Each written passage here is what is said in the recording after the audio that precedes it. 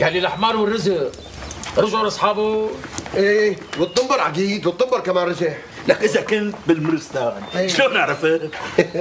قال شلون عرفت؟ لك ابو احمد اللي سرقته طلع احسن مني، اجى زارني بالمرستان وجايب لي معه حلاوه بطحينيه وسامحني. ايوه، وشلون طلعوك من البرستان؟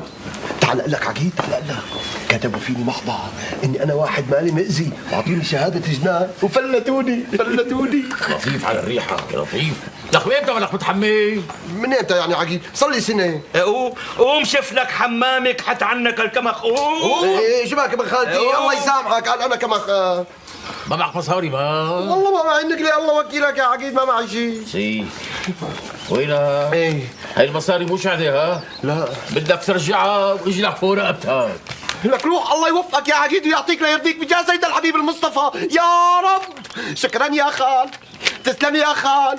سيك هي مصاري كمان تشتري بضاعة، لما الله بيفتحها بوشك وتسترزق بترجع لي اياهم هديك وهيا.